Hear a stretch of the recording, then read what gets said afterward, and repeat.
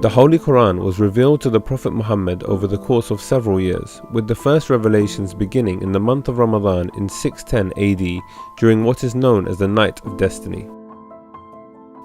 But how did the Quran reach us today in its final form?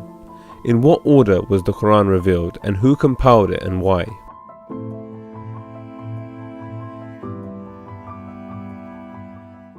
If you're enjoying this video, be sure to subscribe to The Muslim Vibe on YouTube and turn on that notification bell so you never miss a video. The Prophet Muhammad is described in the Quran as Ummi, which some Muslims interpret as illiterate and others as one who was not formally taught literacy. He received his first revelation whilst isolated in a cave in Mount Hira, nearby Mecca. The verses revealed to him were, "Read in the name of your Lord who created man from a clinging substance. Read, your Lord is most generous. He who taught by the pen, taught man that which he knew not." God states in Surah Shura that He communicates to human beings only through three methods. Number one, through direct revelation, meaning there's no intermediary at all. The second method was from behind a veil. So, for example, a voice would be heard from behind an object, like when Prophet Musa heard a voice from behind the burning bush. And the third method is through indirect revelation, so through an intermediary like an angel. We believe that the majority of the Quranic verses were revealed or brought down to the Prophet by the angel Jibreel. Out of the small pool of people who could read and write at the time of the Prophet, he appointed special scribes known as Kutab al-Wahi. So they were basically scribes of the revelation, and they would note down the verses as they were revealed. So he would dictate it to them essentially, and they would write it down. And he told them exactly where the verse, or where the ayah was supposed to be fixed in a chapter, because the understanding was always there that this was going to be a book, and it was being revealed as a book, just like previous scriptures. Reciting verses from memory was common practice in the early days of Islam, as they had strong memories and prided themselves on a very strong oral tradition. The reason why the Quran was a linguistic miracle in the first place was because it catered to the fascination and almost obsession of the Arabs with the Arabic language. So they had a very rich oral tradition, a poetic tradition, both poetry and prose actually, where they would memorize and recite very, very long pieces of poetry. So reciting from memory and memorizing was a very common practice in the early days of Islam. The Prophet was so committed to encouraging writing that the number of literate Muslims gradually increased. He did this through various means. Firstly, he got prisoners of war to teach the Muslims how to read and write in exchange for their freedom. Secondly, he called upon scribes for writing letters, contracts, war records and treaties in addition to revelation. Thirdly, he encouraged reciting from written text in addition to memorization. As a result, there were many scattered extracts and complete copies of the Quran in individuals' possession by the time of the Prophet's death, and there is disagreement amongst Muslims as to who compiled it into one coherent whole text.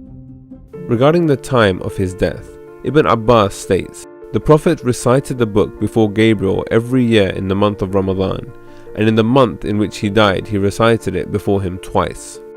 Some believe that reciting the Quran twice refers to the Quranic revelation being compiled into a complete and final version, and the process termed as al-ard al-akhira, the final presentation.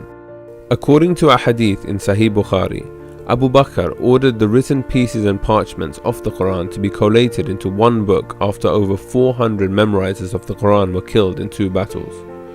According to the hadith, Abu Bakr said to Zayd ibn Thabit, "You should search for the fragmentary scripts of the Quran and collect it." Zayd said, "So I started compiling the Quran by collecting it from the leafless stalks of the date palm tree, and from the pieces of leather and hides, and from the stones, and from the chests of men who had memorized the Quran."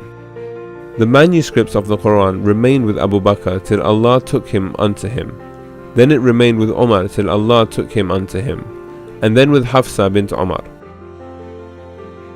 Despite the collation, there was no immediate rush by the Muslims to avail themselves of this codex, as it is understood that copies of the Quran were available amongst Muslims. During the Caliphate of Uthman, 20 years after the death of Prophet Muhammad, The caliphate had grown considerably into Iraq, Syria, Egypt and Iran, with a variety of languages and dialects being spoken across the region, creating a perceived need for the clarification of the recitation of the Holy Quran. According to Sahih al-Bukhari, Hudayfa bin Yaman was concerned about how the people of Iraq and Sham differed in their recitation of the Quran. Uthman therefore requested the manuscript of the Quran from Hafsa so he could order it to be compiled into one unified codex. He appointed a committee of 4 people, Zayd ibn Thabit, Abdullah ibn Zubair, Sa'ad ibn al-As, and Abdul Rahman bin al-Harith to transcribe a master copy of the Quran. More people were recruited into the committee to make 12 in total, with Ubay in charge. When the book was compiled, Uthman sent copies to Kufa, Basra, Damascus and kept one in Medina. According to the majority of historians and scholars, this is the Quran that is with us today, with the 114 surahs in the same order, though it is debatable whether the present order was directed by the Prophet before his passing or decided by his companions later. Uthman also sent an expert qari with every mushaf so that he could serve as a teacher. Shia traditions differ slightly. Ayatollah al-Khoy, for example, believes that the Quran was complete during the time of the Prophet. He first cites the numerous uses of the word book in the Holy Quran, which is not used for something retained in memory or scattered on parchments, as well as the Prophet declaring that he is leaving the book behind after his death, saying, "I leave amongst you 2 valuable things, the book of Allah and my progeny." Furthermore, in an incident mentioned in Sahih al-Bukhari, when the Prophet Muhammad was on his deathbed and asked for a pen to write something that would prevent people from going astray, Umar ibn al-Khattab told the Prophet that the Book of God was enough for the Muslims. This alludes to the fact that there was already a book present. Secondly, the Quran states that the Prophet recites from a written text when it says, "A messenger from God reciting pure pages." The fact that the Quran challenges the disbelievers to produce something like the Quran, be it 10 surahs, be it 1 surah, alludes to the fact that they had access to the Quran and the Quran was in public hands. Because if it wasn't, then the challenge, wouldn't hold water. And it could only be serious if they had access to the Quran to be able to produce something like it.